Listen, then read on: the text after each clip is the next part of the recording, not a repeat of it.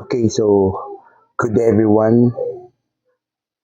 Today we will answer examples of the natural logarithmic functions, examples in finding its derivative. So isa-isa na to sila solve ng class. Pao na to ilang derivative. Okay? So in number 1, we are given y is equal to ln of x to the fourth plus x cubed. So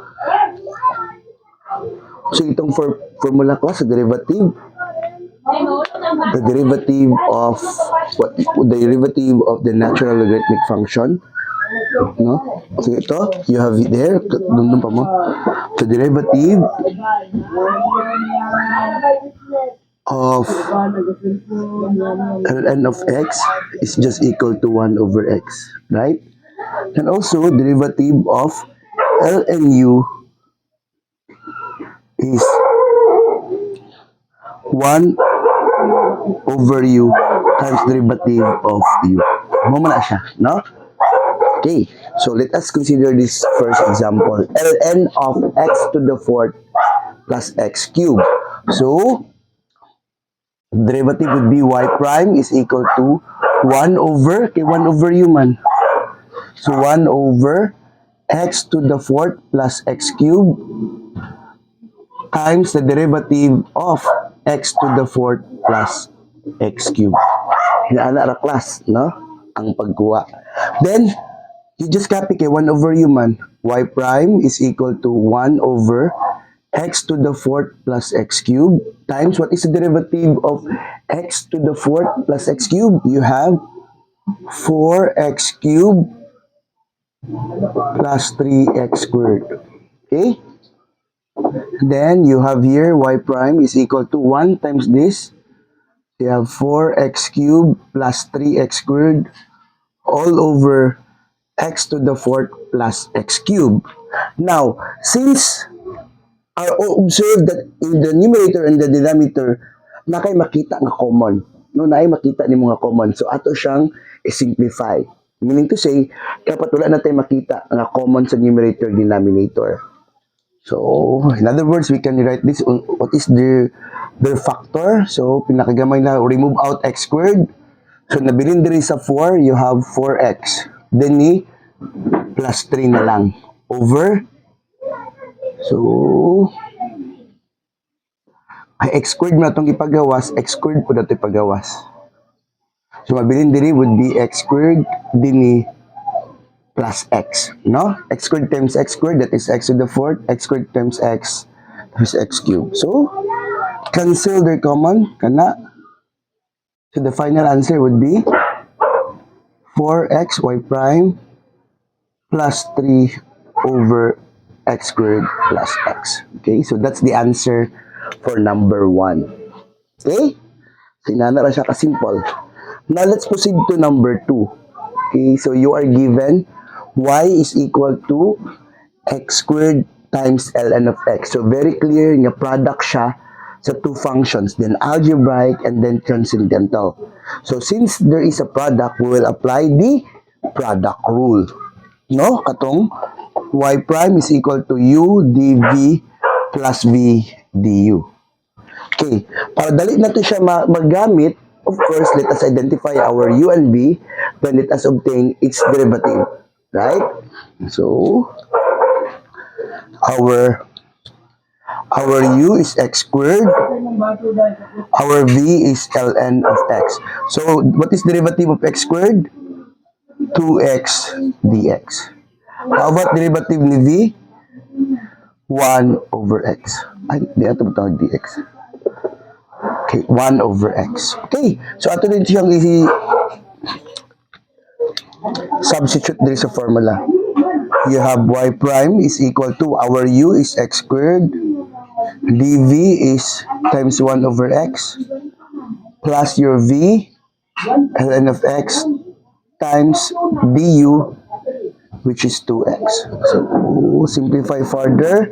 X squared times 1 over x is x, plus ln of x times 2x is 2x ln of x. Okay, so this is the answer. Okay? So dali na no ang atong first two examples. Okay, how about our third example? Find the derivative of y is equal to ln of t plus 1 squared. Okay, since the expression here is raised to 2, atong gamiton tong properties of logarithm. Recall no that if um, ln of x to the power of r can be written as r ln of x, right? Namuli sa itong property, apply siya sa property sa logarithm. So, kani siya, masulat ni nato as y is equal to 2 ln of t plus 1. So, mas simple na din siya. No? Simple na kay siya. So, what is its derivative? Y prime is equal to, you just copy the constant times derivative ni ln. So, 1 over t plus 1 times derivative ni t plus 1 is 1. Okay? No? 1 over u times du. Derivative ni t plus 1 kay 1 lang man.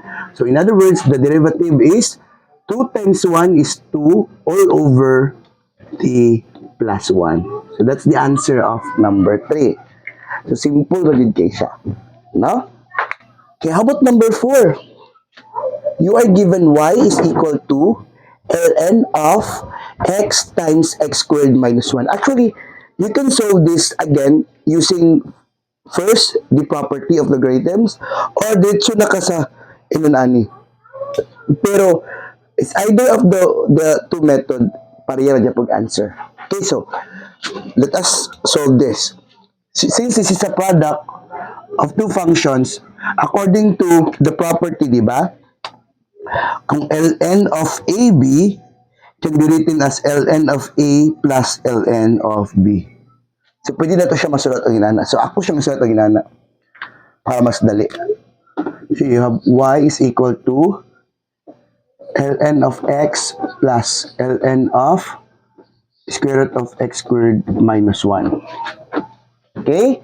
So, padayon, y is equal to ln of x plus ln of, ako siyang i-rewrite as x squared minus 1 to the power of 1 half. Okay? Follow pa ta? Then, ato din siyang i-kuhaon yung derivative.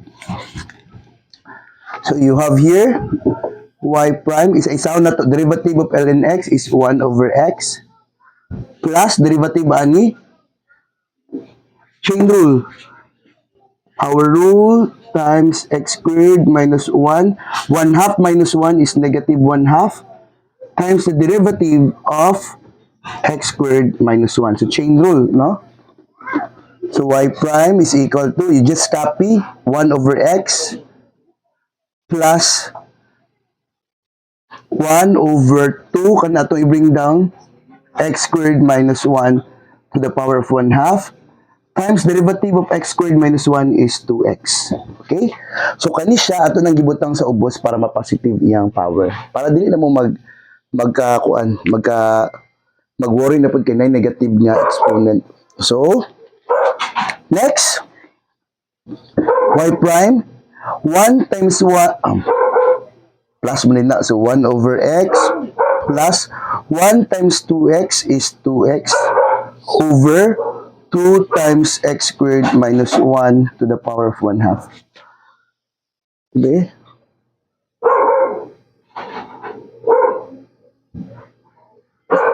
Kulang ln. Oh! Kulang ta class. Kulang ta diri nga part.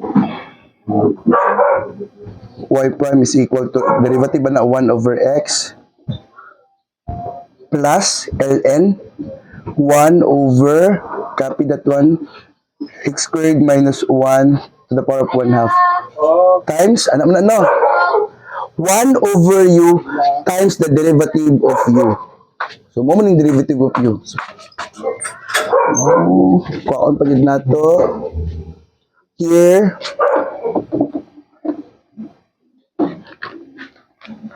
y prime is equal to 1 over x plus 1 over x squared minus 1 to the power of 1 half times kana. Okay, so padayon ta y prime is equal to 1 over x. Okay, observe, natin makancel nga 2. Then 1 times x. So plus x na lang ta over kani pareha sila to the power of 1 half. So 1 half plus 1 half, so 1 na lang na. So you have x squared minus 1. So mao na lang ni ang nabilin. The derivative is equal to 1 over x plus x over x squared minus 1. Now this is a sum of two fractions. So again, simplify this further. You could have, okay, simplify this further.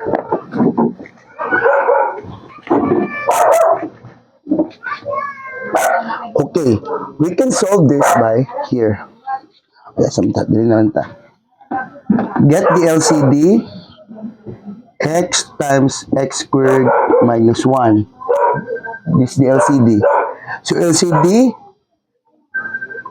divide na to ani times 1. So mura kag nag-cross multiply 1 times x squared. So you have x squared minus 1. X times x, so plus x squared. Okay? And this is x squared plus x squared is 2x squared minus 1 over x times x squared minus 1. So morning answer. Okay? So, na-enjoy na mo gamay. Okay, so this is our example number 4. Still, kung dili ka gusto, pasolve na nimo by kani siya kung gusto ka kani mong gamiton. Y prime is equal to 1 over x times x squared minus 1 times derivative ani nila. X times x squared minus 1. Pwede na ka na. Okay, the same mo dyan po nag-answer. Okay? So, let's move on to example number 5. Number 5. So, y is equal to ln of x over x squared plus 1. Again, you can still use the properties of logarithm. Pwede na to siya masulat as y is equal to ln of x kay over man, so minus ln of x squared plus 1.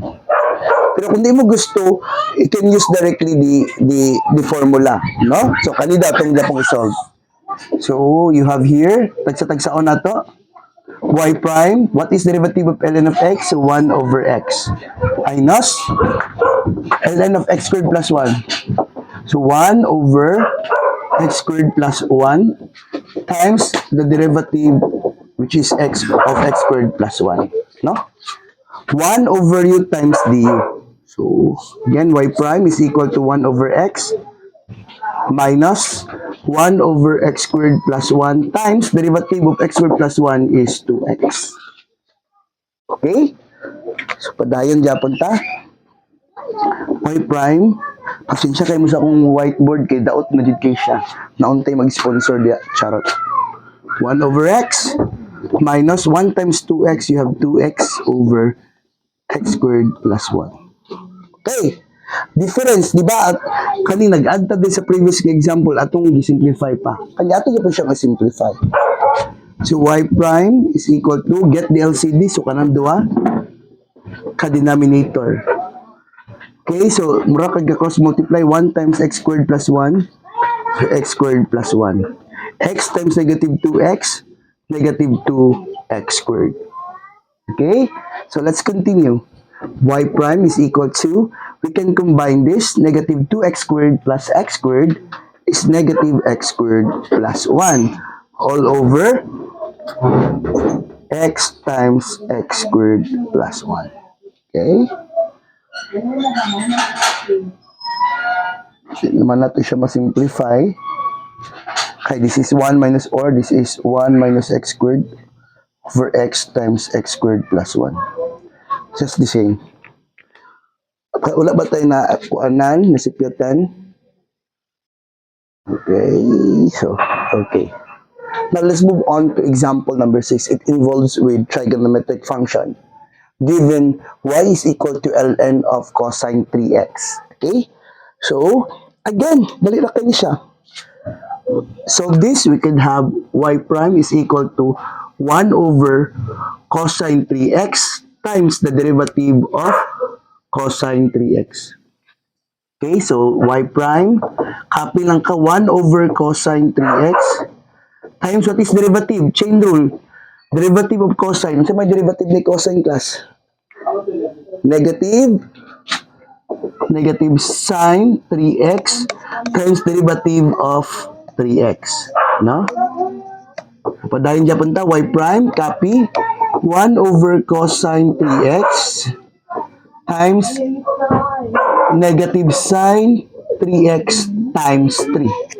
Okay, so finalize our answer. Y prime, 1 times negative sine 3x times 3 is negative 3 sine 3x all over cosine 3x. Okay, and that's the answer.